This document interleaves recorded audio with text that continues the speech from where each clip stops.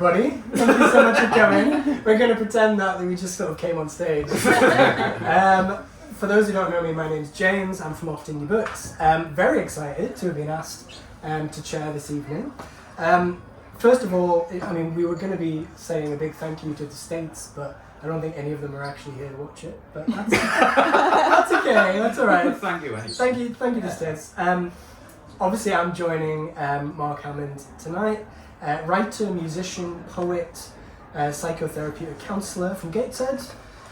We'll be diving into his brand new book, Victims, Aren't We All?, which tackles some very big and very urgent questions about empathy, collective trauma, as well as culture wars, shame, capitalism, and how the events of the past few years, those of Brexit, Trump, the pandemic, and George Floyd's murder, continue to shape us.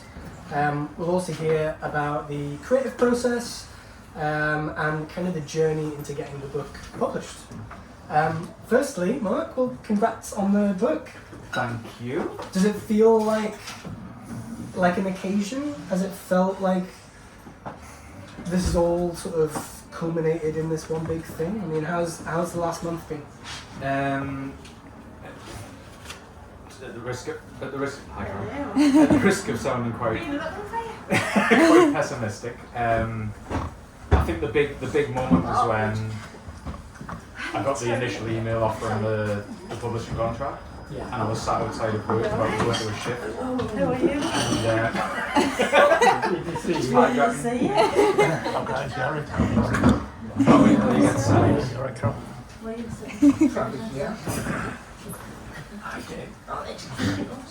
Yeah, so I was sat outside of work. And I noticed that I had an email from this publisher, like one of the publishers I contacted. And I slipped into the typical thing where you open the email and you see so much of the text, and like your brain was just assuming what was going to follow, and it was going to be great stuff, but Sure. I was waiting for the but, yeah. and I just kept going, and it was like, it was an affirmation, it was a positive reply, and that felt like that was the really big moment. That was like, I don't know, not necessarily trying to get a book published for like 20 years, but I've been studying writing different things for a long time, and that felt like a very big moment. Like I just burst into tears at that point. And then everything after that has just been there's a bit of a dissociation. Sure. Like you often get when you make something, there's a like period where you just kind of don't disown it, but you don't recognise that it's yours necessarily anymore or something. And the last month's been more of a grind, trying to, like I'm experiencing now as I'm sat here, just trying to embody like the confidence enough to even sit in front of you all and talk about it in a way when we had these voices and saying, oh, you're pretentious, blah blah blah, and all these things. And to own it, to honour it, like it is. This should be a nice little celebration, and it should be an occasion. Like I've worked very very hard for this, and I'm tired of that part of me that's trying to pull the rug out. I'm trying to fight against that. I think that's very normal though, right? I mean, the publishing process typically takes such a long time. Yeah. That even if you're thinking like your best-selling novels, things like that, and you're the kind of high street bookshops, by the time you see them, that's probably 2 years after the author finished writing it. Yeah, and that's quite typical, right? So let's go right back to the start. We were talking, it's probably about 9-10 months ago about this book coming out, and by that point you'd already had the publishing deal, you knew it was on its way, but a book starts well before that stage. Yeah. So while we've been talking about it for over the last 9 months or so, it had been in your brain for the previous 4 years, right? Yeah. So what was the catalyst for starting the project, and how much of that period was inspired by or as a result of lockdown? 90% lockdown, I would say, and work, being at work, and little lulls in between client work, on the day even, maybe when I'm on the clock I shouldn't be doing this, but if there was like, if I dropped someone off for an appointment, say, and the type of job I was doing at that point, I might have an hour and a half. and I was just a lot of anger. I think the very germ was actually, might be, and I don't want to give him too much credit, it might be Joe Rogan in an odd way. He was just spouting a load of nonsense even back then, and I remember making some notes. Like I use my phone notes a lot, like I know a lot of people do, and I would carry my laptop everywhere. I was working on a novel actually at the time, and I just started, so I was like about 80,000 words into a novel, and I was like, no, I need to get something out about this. Yeah. And the seed of it was there's Joe Rogan talking about, he was just waxing on his ideas of what capitalism is or isn't in a very ham-fisted way. And I was like sort of replying to him in this note, and it just took off from there. And then there was, you know, the tragic murder of George Floyd, and then working in care specifically and going through my training as a psychotherapist, I was seeing the impact of specifically stress on a lot of people, which was obviously exacerbated during lockdown. And suddenly I'm just ferociously typing, not with any end goal in mind. It was quite organic, and I guess also influenced by like working in placement whilst I was getting me hours as a psychotherapist. I was working with both adults and children, and then having to move on to online. Can't be face to face anymore. The care work I was doing, I was dressed up like a space ranger, and you know, that's what had to be done. I don't mean to say that it was this big. It was like a really big thing, that ordeal I had to go through, but I was working with very vulnerable people who were immunocompromised, and everyone seems to be terrified online and in person, and saying things like, you start to see the divides between anti-vaxxers versus vaccinated, and what the so-called culture wars were just being stoked at that time, and then George Floyd's murder ramped that up again. And I was just observing things and listening to clients, specifically adults, who are just more concerned with what do I do about money rather than anyone caring about their health. Yeah. And this narrative in the media about, well, we have to get back to work because the economy is going to suffer, and there was just there was just no concern for the well-being of people. And to the extreme end of that, people just flat out denying the COVID was even real. And I'm down the front line watching what it was doing. So it was just kind of my response. Rather than I was hearing people could sink into conspiracy theories, I just sank into notes. Yeah. Yeah. I'll try and make sense of this my way. Well, making sense of it is like a really important part of the book. I mean, it felt very much like, whilst trying to consciously pin down a period of time, it also felt very personal. It did feel like you were trying to sort of write your way through some kind of processing. Do you think that was the case at the time, or maybe in retrospect you feel like that was feeding into the writing process? Yeah, because I'm encouraged by clinical supervisors to write reflective notes. Sure. And I haven't always been great at if I categorise it as I am now going to write some reflective notes, I'll not do it. Sure. So it was kind of just a way of doing it without giving it that tag. And it definitely, it was almost the exact same process. It's what I would do if I was just with a notebook trying to think about clients and what was going on either for me as a therapist in relation to them, what may or may not be going for them. It was just a way of expounding on that. But I was drawing in all the sort of culture and the what was going on as I viewed it anyway in society at the time, where we're all just thrust into this great unknown of nobody knew what was going on, why it was going on, or how to really deal with it. And sadly, I think the sense I could make through that lens of the training I was having was that you will often opt, you'll go the fear-based route to make sense of it. So rather than, case in point would be like vaccinations. If you present with all this scientific information, but there's like one kernel that says, oh, there was this bad reaction, I think people will fearfully typically go, right, I'm not going to do it then. So it was like a grand reflexive essay, really. And it's very much about the big picture, right? I mean, 2020 through 2021, there's so much happening. politically, socially. Obviously, it still sort of touches on Brexit. Very much talks about kind of the hangover of Brexit, the kind of political climate we're in. Feeding in Trump. A big part of the book is talking about Trump, capitalism, pandemic. I mean, I found that it was, the threads were there and they're kind of being woven through some of the modes you were choosing to frame it with. But for you, I mean, did you start thinking, well, I need to talk about Brexit, I need to talk about George Floyd, or was that kind of natural as you went through the book?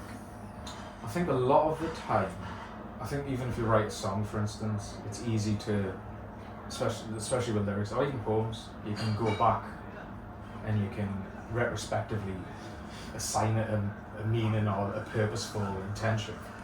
But I think the best stuff is when it's almost like the divergent thoughts were just going on, and they just happen to coalesce.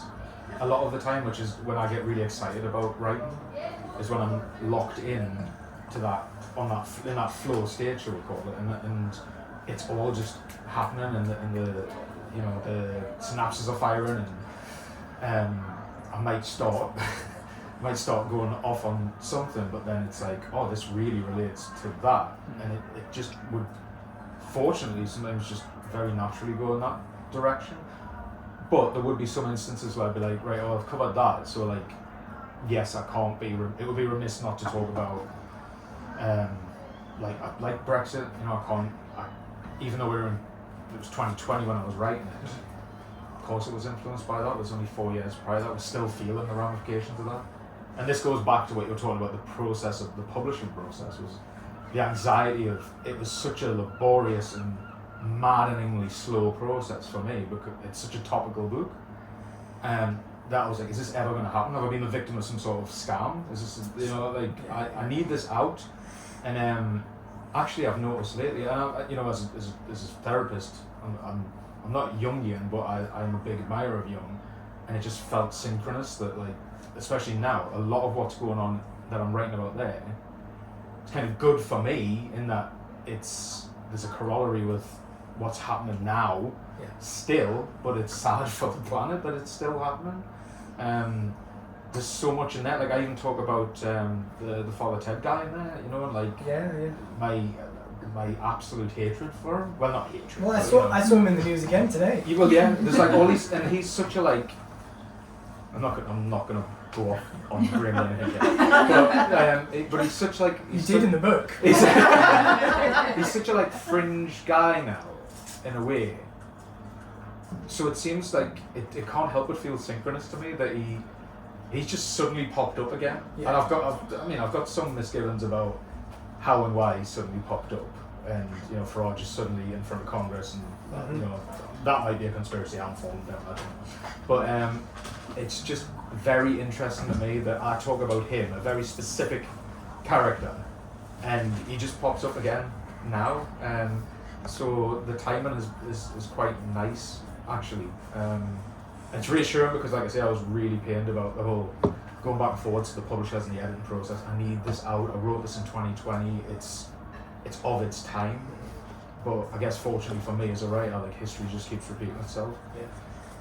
Right at the beginning of the book, in the acknowledgements, you touch on the idea of a collective unconsciousness and all the kind of things that feed into that as a country, but also as, I guess, the miniature bubbles that we're all in as well, the kind of things that feed in. Mm-hmm. And very much like you're talking about writing poetry or the kind of creative aspect of writing, we are made up of our influences as well. Yeah. I love a book with an appendix and a reading list.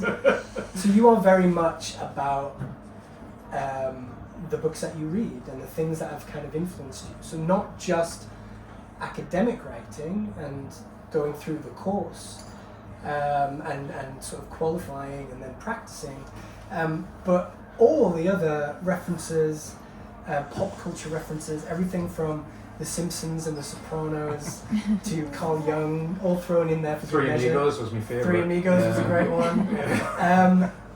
Obviously, you had a bit of fun bringing all of that in as well.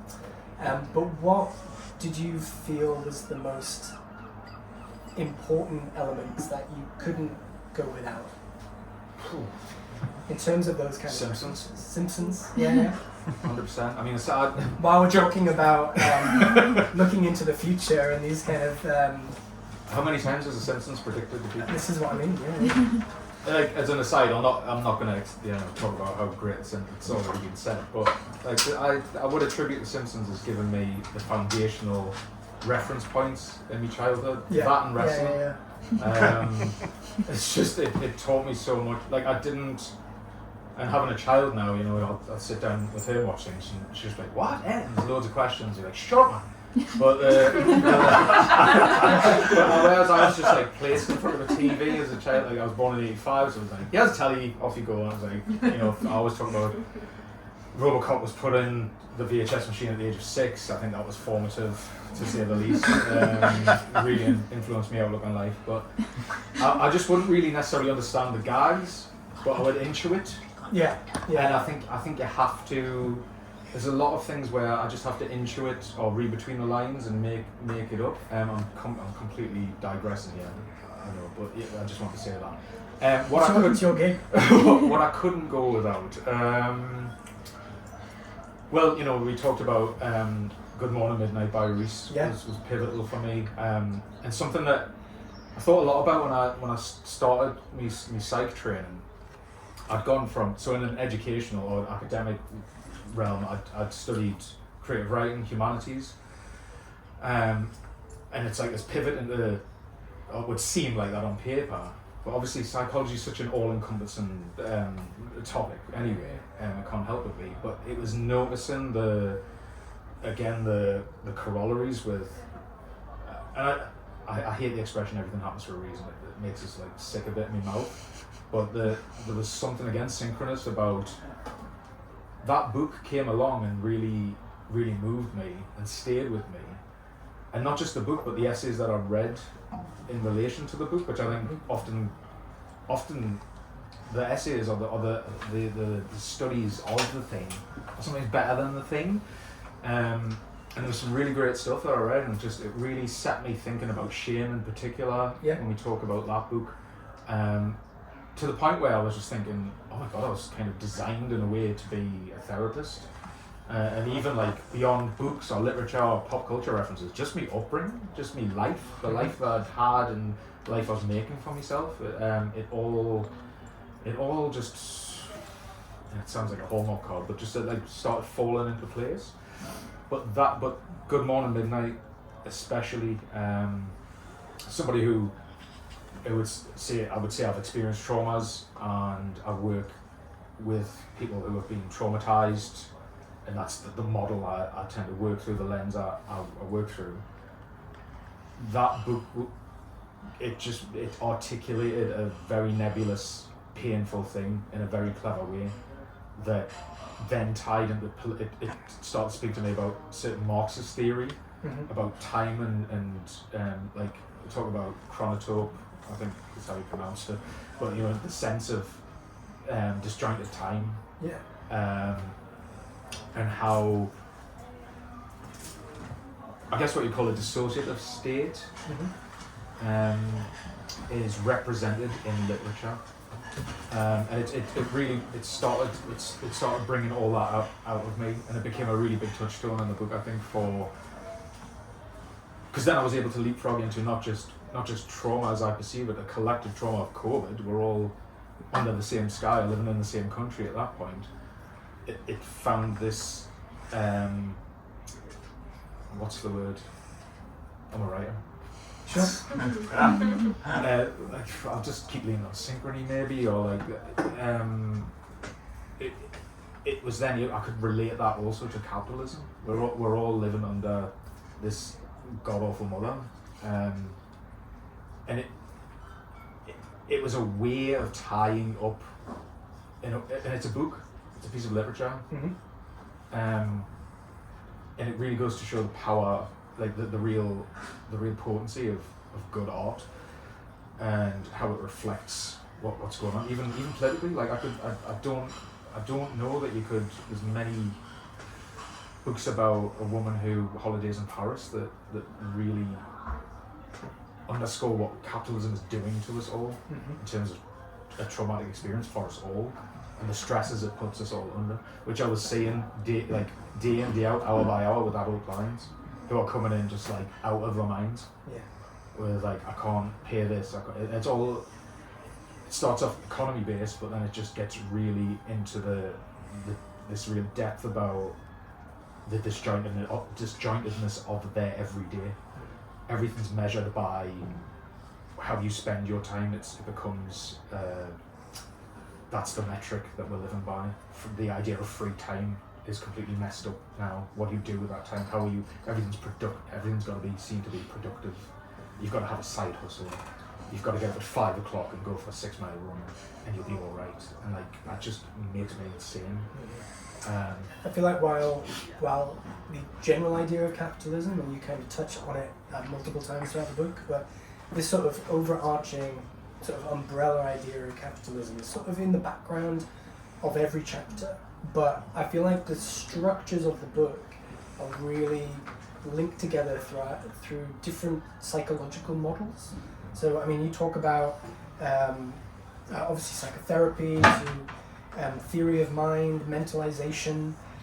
For some people who are maybe slightly less familiar with some of these ideas, I mean, can you talk us through maybe one or two of those that were anchor points for the book, and you thought, well, if I'm talking about that, I need to mention this? Yeah, so I felt the boldest part of the book. I'll stand by what I've written for sure, but there's still this little nugget of doubt about.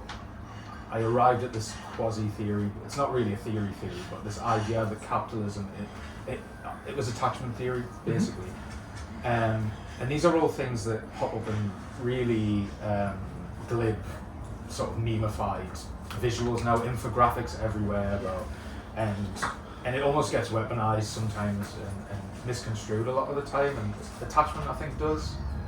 And like the disclaimer would be, the caveat for me is that, yeah, I've been studying this for years, but I'm still getting my head around quite a few of them. Sure.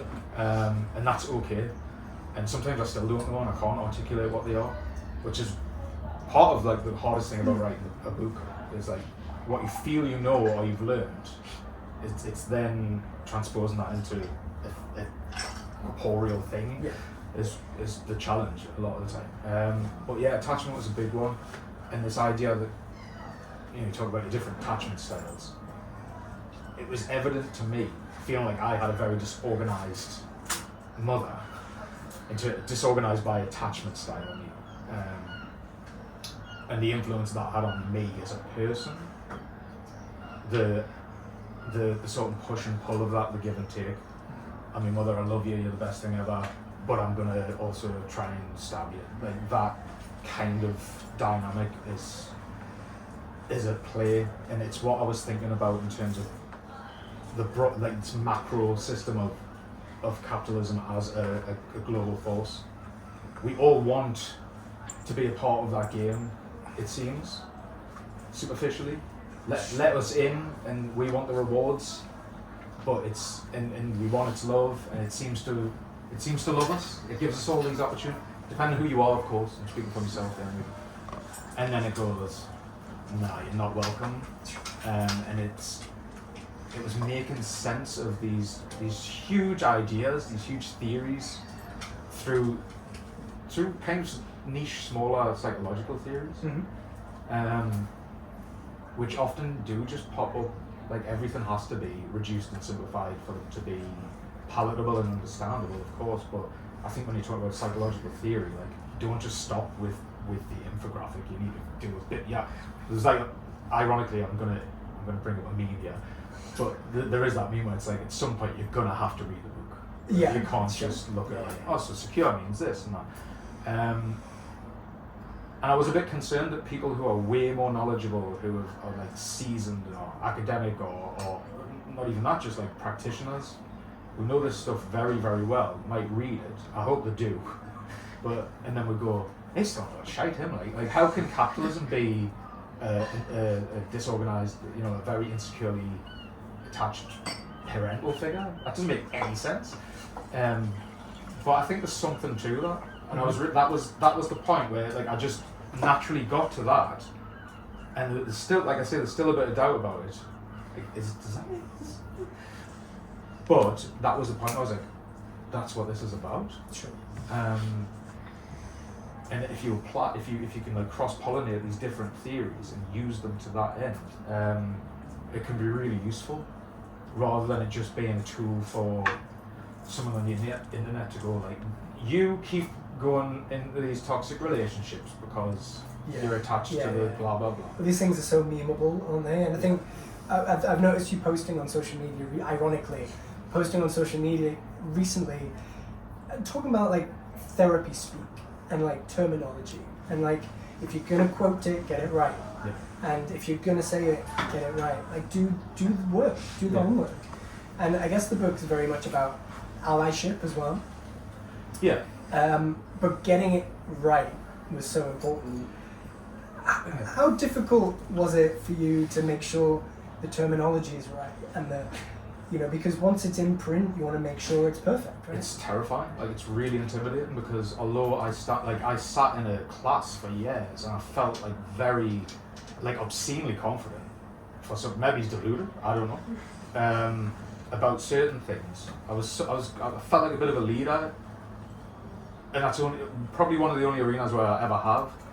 But I feel like that's because it was informed by, I had this secure attachment or this bolstering of like lived experience. Sure. I know what this is, and it goes back to intuition. A lot of it was intuitive and being attuned to what's going on without really, maybe not being book smart about it necessarily. But I also did that work as well. But it's a massive, massive industry with really, really smart people, and here I am like, capitalism's this terrible, relating it to Mary Main's and Bowlby's theory. Very scary. What is it you said just before that? Sorry, because it did spark something off. Just about sort of terminology and making sure you got it nailed down. Right. What I wanted to touch on really is how, almost in spite of all of that, how accessible the book actually is. I read it, I started reading it thinking, am I going to have to do more homework to get through this? And I definitely feel like it's a launch pad for more work. I feel like people should be reading more and looking into it. But actually, cover to cover, I read it thinking, right, I've got a bit of a grasp on that. Yeah. Before we move on. And that's really nice to hear, by the way. Especially when a lot of people have read the blurb on the back and just like, loads of long words, I don't know what I mean. And that's fine. But that's something that's kind of dogged me for a lot of years as I've been writing. And I think I slipped, admittedly, for a long time. There was an insecurity thing. Sure. If I use the big word, I'll maybe sound smart.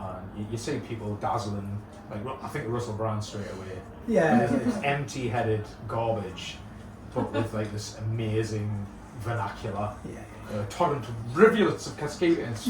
And I didn't want to write like that. I've written like that in a long time. It's like sixth form maybe when I was writing song lyrics or something. But I wanted it to be accessible, but then there was this real tension between, you have to have a specific reader in your head or an audience. But I kept thinking about, maybe in a grandiose way, who may or may not pick it up, and if the really learned psychologists might pick it up, they might just think, oh, this is really mid and basic, and so that was going on at the same time. And that happens with music a lot of the time. There's a lot of years I felt like I'm not avant-garde enough for certain people, and then like more normie people think I'm too avant-garde, and I didn't know where to find a home. Yeah. And it's like, you can't please everyone, and like if you didn't know the words, buy a dictionary. Well, absolutely. You know what? I'm like, you can't please everybody, but getting published is tricky, right? Like, you need to have a lens of what is commercial, what's going to sell, and a book about capitalism. You unironically address it in the book. You talk about, this is a physical thing that we need to sell, and you have some issues with that. And I was definitely warned with that, but because to go right back to Joe Rogan, one of the things he was spouting off about was he was sort of on his smug high horse, again without any of the actual reading, bothering to find anything out about anything. He was talking about iPhones and how people, these idiots who are anti-capitalist, do you not realise your iPhones are, yeah, but it was developed by Silicon Valley guys who were like hippies, just trying to do something cool. Then it was subsumed by capitalism, and now it's commodified. But the thing itself didn't start out that way. And it's also the argument of like, why be anti-capitalist when you've got to sell a book? Because I'm operating within capitalism. Yeah. It's inescapable. Yeah. But that doesn't mean I shouldn't do something, or we shouldn't do something about it. Like, that was the main crux. But it does, it's like the classic thing, like the punk rock band who have to sell an album or whatever. It's not really punk rock to sell an album or have merchandise. I'll be at the back with my merch. Yeah. It's not very punk, is it? Yeah. But that's something that that I've had to just reconcile with. Like, it's not going to stop me from talking about it or writing my thoughts and feelings down about this destructive thing that really we need to. I don't have any answers. There's no answers in the book, I don't think. But it's just, hopefully, it sets out some some deeper thoughts about it and how we operate within this thing. Because to get out of the thing, you're going to start off in the thing. Yeah. I feel like the book it does pose a lot of questions, whether or not people find those answers or not. I'm not sure, but the big one, obviously, victims aren't we all. I want to talk about terminology and the use of the word victims. I know you mention it in the book. Talking about victims rather than survivors. Can you talk a little bit about that and sort of what that means and why you made that decision? So I think there's a model in psychology related to it's called transactional analysis, the modality I studied. And there's they have these very useful, almost infographics. Again, it's about making things that are gigantic, somewhat palatable or accessible. And there's a drama triangle, and it talks about, we've got it in the design here, so you have rescuer, victim, perpetrator, and how this is a mode of being, a lot of us operating from a particular point, consciously or not. And in the middle somewhere is like assertiveness, awareness, intimacy, and all of these points prevent us from getting to that middle. And this is how we tend to relate to people. And I would say that it was just very organic to go from, you've got George Floyd, who's very clearly a victim, was kind of the starting point. But then I was thinking about myself. I've historically operated from victim. This has happened to me, that's happened to me. And it's just it is a very loaded word. I know in AA, I think I mentioned in the book, I don't know who to attribute it to, but there's this quote about there are no victims, only volunteers. And that speaks to this tension. There's a lot of contradiction in the book, because I think there's a lot of contradiction in culture. Okay, I can see how that works in AA on that program. Sure. It's about accountability. You're no one's out to get you. Be more assertive. You've made these choices. But then, in a different context, that can come across very, very cold and callous. When you sat in a therapeutic environment with somebody who's very clearly a victim of abuse, for instance. But it's up to them how they want to frame that. I'm obviously not going to say you're a victim or whatever. So the word and the nuance of the word in different contexts and the fluidity of it and the language, I just thought was really spoke to, like, this book doesn't have any, I don't think it has like this tunnel vision of what's right and wrong.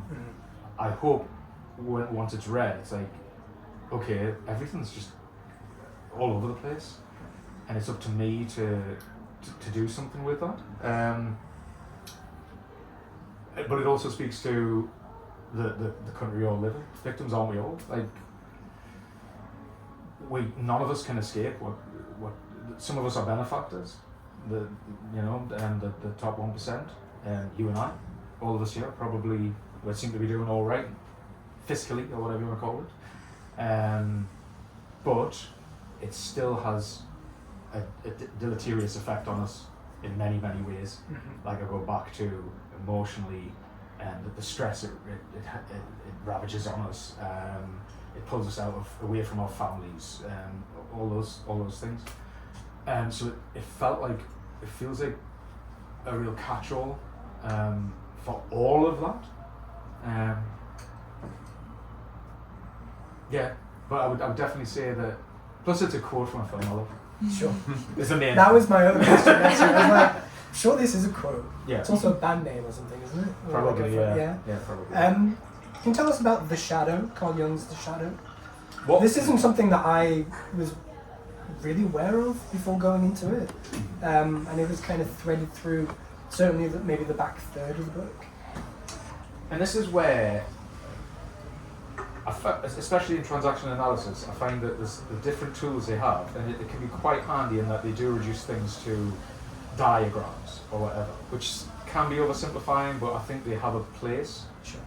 So you could use the drama triangle in tandem with some other thing, like I don't know, like attachment styles, and then come up with a script analysis, so a life script analysis. You and I were born, and we're subject to certain experiences. That's formed what they call an early decision about who you are in the world, how you relate to the world, how the world relates to you.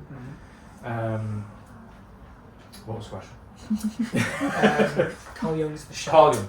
So, and again, that has there's a natural offshoot towards Jung from that stuff. So the shadow, in essence, for me, the caveat being, maybe I don't fully understand it yet. I'm still getting my head around it. But for me, it's all the stuff we sublimate that we're not happy with, that we don't want to recognise in ourselves. And I think I'm very candid in the book about what the sides of me that are definitely shadow parts. So the stuff I've touched upon early on about feeling pretentious or whatever, I feel I have that streak. I can be very narcissistic. I've needed in the past a lot of adulation. That's how I've got validation for things. That's shadow stuff to me. And I think the way to recognise if shadow's in the room for you, if you're feeling discomfort towards somebody or somebody you don't like, they're a good totem to write rather than being like, I just don't like you.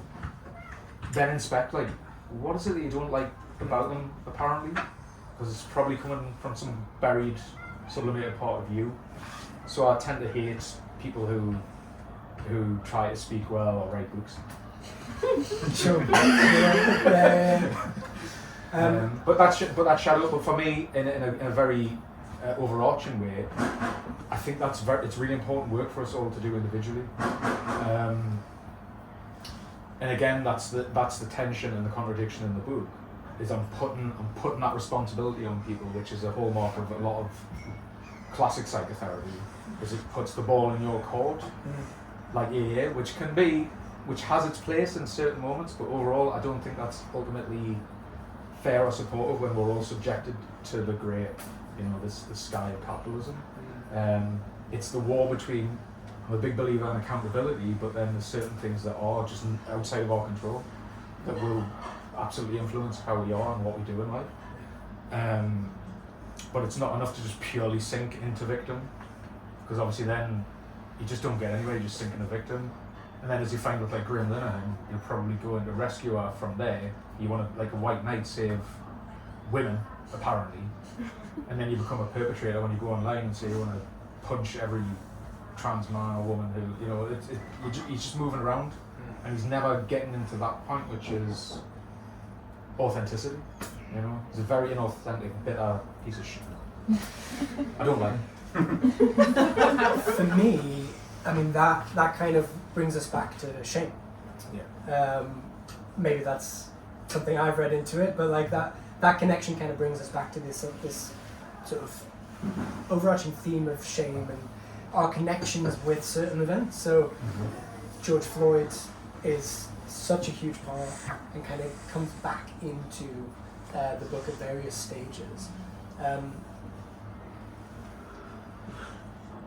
Since 2020, 2021, but kind of mostly focusing on that period of time, were you tempted at all to give in retrospect, kind of look back at that period and chip in about how we've progressed, if there's any progression at all since then? And Well, this is something that was especially while we're talking about shame. Absolutely, but when you've said things like I can see this being, there's more to this, which is really great, really like validating to hear. But I think the same, because you obviously can't cover everything in one go. But I think there is more to be said about that. And in fact, some of the feedback from someone who proofed it was why, and I did at the end there is a bit of a postscript. But again, it was short and had to be succinct. But I say in that, like I realised that it was a bit doom and gloom for the whole book, and that yes, whilst there's been a lot of like a paucity of empathy in many regards, there's also been a lot of people out there doing a lot of good, positive work and showing empathy as well. And I know I just give a tip to that at the end, but it's not really balanced. But I'd love to We talk about allyship in the same sort of way, don't we? I think. Yeah, and I think that's something that's happening now as well when you see like what's going on with the flags and stuff. Is like some people have that take of, well, what's the use in demonising sort of working class people and saying like, oh, you're just a flag shagger, blah blah blah. And it's the same sort of thing, but there's tension throughout about that. I'm fully aware that I'm at one point sort of encouraging people just to step out from the culture war, from the us and them, the right and left. But then I get completely drawn into it in like 3 lines later, and I'm sort of proselytizing about, because I'm more left leaning, of course, as you see from the book, but I want everyone to be able to read it, because I don't think I ever say like I'm right, but this is how I've arrived here. But we can't just, and that's muddy for me too, because I don't want to just shout back at people who are shouting in. However, there are certain things that I just can't. For me, I'm not comfortable just going, yeah, but because I talk about like in America specifically, Trump supporters and how well they're disenfranchised and from the Rust Belt in America and they've lost their jobs, blah blah. But actually, if it was all about economy, you would see, that most black people didn't vote for Donald Trump. It's informed by race and prejudice, and I'm just trying to encourage people to inspect this sort of what the right are doing is trying to say that the left is ashamed of who they are and are trying to force shame onto the rest of us. And I think they're conflating shame with humility about who we are as a nation and who we are on the global playground. It's not all or nothing. It's not all just like, oh, we should be ashamed about what we've done, or let's just ignore the history like Trump's doing with education at the minute, just trying to whitewash American history and say, well, slavery was a long time ago. Just forget it. That's not what I'm saying either. So yeah, a lot of tension. But the book talks about Black Lives Matter and very much sort of state focus at that stage of the book, especially. But we're there's people waving flags this week. It feels like there's not been an awful lot of progression. Is there maybe a volume 2 in the mix? Do you think there's more that you can write about this? Oh yeah, definitely. I mean, I've been feeling really energized lately by everything that's going on, and in a very private and self-satisfied way, which is a luxury. It's a real privilege. But I hate to feel like that, but with what's going on, it's like, God, yeah, I think I've been making sense with that, and there's more to be said about it, because like I mentioned online the other day, I think I wrote a really angry blog post in 2010 about how immigration has become the wedge issue.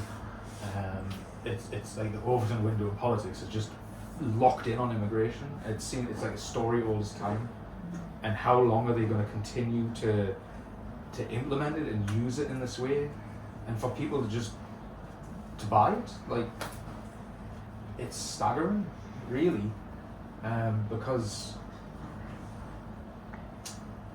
it just goes back decades, well, hundreds of years, really, and we're still here. So I think there's plenty of meat on that bone to get into, like, yeah. It's probably a really good place to open up for some questions. Oh, Anyone Christ. want to offer any thoughts or have any questions? I mean, I always keep a few in my back pocket just in case, if we're getting silence. Yeah. What film quote would you next? What a question. I'd buy that for $1. Yeah, I'll go with that. Yeah, I'll buy that for $1. That fits really well, actually. I'll give you credit for that. Yeah, something from RoboCop. Oh yeah. Seems fitting. Yeah. Look, young man over here. Heather did. Heather's a graphic designer, so she did this. That's all her work. Did you write the book on my clock? I don't think it was technically yours, Helen. No, not your clock. That's funny. Time, capitalism. Yeah. No, it was a. I'm not going to say it.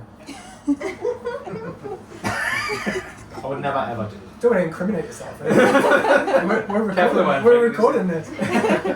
I've got one more. Okay. As a musician, poet, creative, how do you find the balance with the academia side of things? I mean, do you feel like it all just feeds into one? Did you find that this, because you were saying you started off writing a novel and then sort of segued into something quite different? I have almost a fully fledged novel.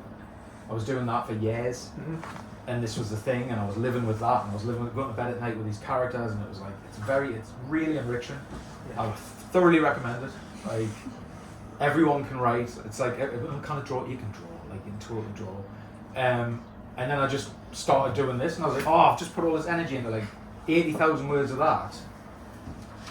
And here I am going off on this, yeah. Do you think you needed that though? Like, not just sort of like any sort of catharsis or whatever, but I mean, like, did you need to get those words out to be able to make room for this? Do you feel like? Maybe, yeah. I think in a way, even though it was fiction, it was another way of I was diarising things. I was doing reflective writing, through metaphor, symbols, which is, I think we are losing, sadly, and there should be more room for that. Mm-hmm. You know, more like figurative way of making sense of things. And that's what I was doing with that. And this was just a more concretized or like reified way of doing that. Like, no, I really have to hit the mark with this. Yeah. Instead of I'm not dressing it or hiding it behind characters or whatever. What was the question? How do you find the balance? It's like, balance, it's that, I feel like for somebody who's not a writer or not somebody who's dabbled in writing for a long time, having a project to focus on is probably the way to go, you know? Yeah. You're like, you know, I need to get these words down before I go to work, or having that structure probably helps. Structure is like, so in my therapeutic work, I'm often thinking like boundaries are probably the most, it's a very like a pivotal aspect of just general life for me, in the context of, but that plays into who's is that a heron over there? Shut up! I thought a lot about when I got into the therapeutic stuff about the writing of poems specifically and what form does, instead of like blank verse or just a blank page. Sorry. You know, you might have an Italian sestino where you've got to have this particular scheme going on, and that then provides that's a coat hanger for everything else. And I feel like a lot of us, we crave that, we need that. I feel like I need that, and I think that goes back to ritual, which is being lost in modern society, which is an ancient practice, which goes back, feeds into myth and metaphor, and that is poetry, and dreams, all these things that are just treated as like, I don't know, airy-fairy, infantile nonsense, or the real, or what we're missing actually. So they really go hand in hand.